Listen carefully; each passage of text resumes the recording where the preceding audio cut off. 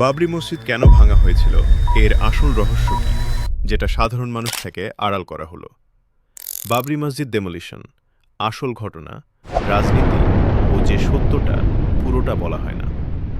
6 December 1992 একটি ধর্মীয় স্থাপনা ভাঙা হলো, কিন্তু প্রশ্নটা কে ভাঙল না, প্রশ্নটা হলো কেন কেউ থামালো না? আজকের ভিডিওতে আমি কোনো পক্ষ নেব না, আমি শুধু প্রশ্ন করব আর ফ্যাক্টস রাখবো টেবিলে। কারণ গণতন্ত্রের সবচেয়ে বিপজ্জনক জিনিস হল অর্ধেক সত্য।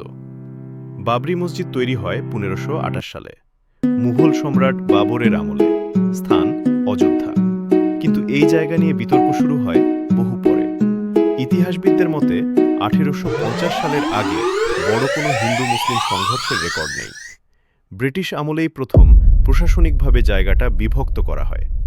এখানে একটা প্রশ্ন আসা উচিত, যদি 300 বছর ধরে সমস্যা না থাকে, তাহলে হঠাৎ সমস্যা শুরু হলো কেন?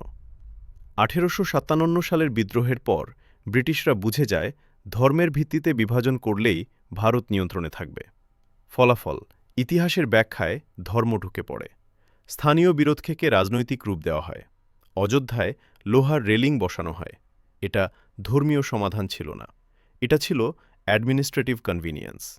কিন্তু এই কনভিনিয়েন্স ভবিষ্যতে আগুনে ঘি ঢালবে, সেটা কেউ ভাবেনি।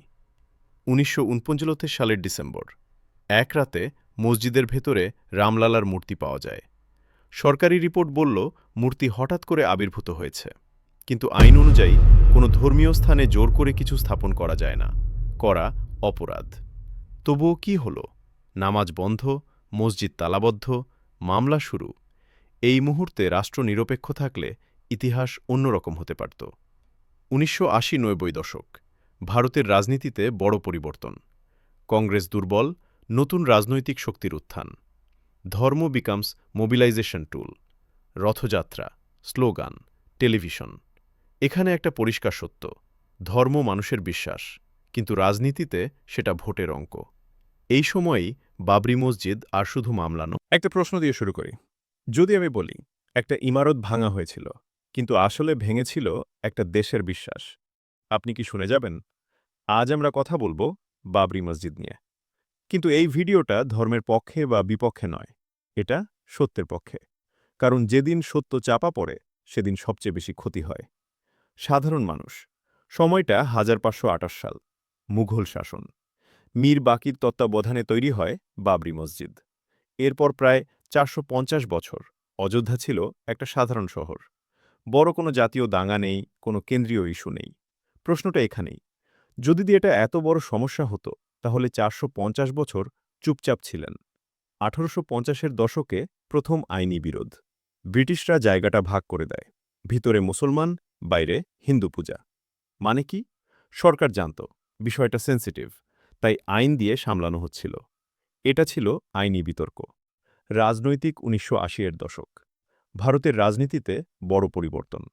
উন্নয়ন, চাকরি, শিক্ষা, এই প্রশ্নগুলোর উত্তর কঠিন। কিন্তু একটা জিনিস খুব সহজ, মানুষের আবেগ নাড়া দেওয়া। ধর্ম এখানে হয়ে ওঠে সবচেয়ে শক্তিশালী অস্ত্র। রাত যাত্রা শুরু হয়। Slogan, poster, mic. ধীরে ধীরে আইনি কেস বদলে যায় মাস মোবিলাইজেশনে। লাখ লাখ মানুষকে বলা হয় এটা বিশ্বাসের লড়াই। কিন্তু কেউ বলে না এই বিশ্বাসের আগুনে কারাপুর। বাবরি মসজিদ আর শুধু মামলা নয়, একটি ম্যাস মুভমেন্ট হয়ে যায়। এই দিন সুপ্রিম কোর্ট জানত, কেন্দ্র সরকার জানত, রাজ্য সরকার জানত, এবং পর্যাপ্ত পুলিশ উপস্থিত ছিল। তবুও গুলি চালানো হয়নি, কার্যকর লাঠিচার্জ হয়নি, ক্রাউড কন্ট্রোল ব্যর্থ। नजर এটা आता सो गए স্পন্টেনিয়াস कितने ছিল लोग নাকি मौत के घाट पहुंच गए और उसके बाद जनाब आज आप आते हैं ইনস্টিটিউশনাল उसके ফেইলিউর उसके প্লাস लिए जान পলিটিক্যাল কনভেনিয়েন্স? এই প্রশ্নের উত্তর আজও অস্পষ্ট। ডিমোলিশনের পর দেশ জুড়ে দাঙ্গা, হাজার হাজার মৃত্যু, সামাজিক বিভাজন।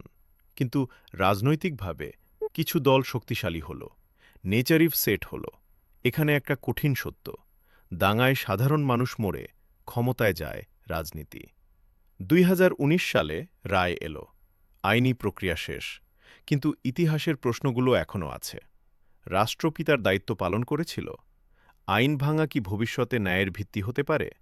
ধর্ম বনাম রাজনীতি, কে জিতল? শেষ কথা, এই ভিডিও কোনো ধর্মের বিরুদ্ধে না, এটা রাষ্ট্র, রাজনীতি আর সিস্টেম নিয়ে প্রশ্ন। আপনার মতো কি? কমেন্টে যুক্তি দিয়ে লিখুন, ভিডিওটা শেয়ার করুন, কারণ ইনফর্মড সিটিজেন হওয়াই আসল দেশপ্রেম। আহমেদ ভাইয়ের চ্যানেলটি সাবস্ক্রাইব করুন।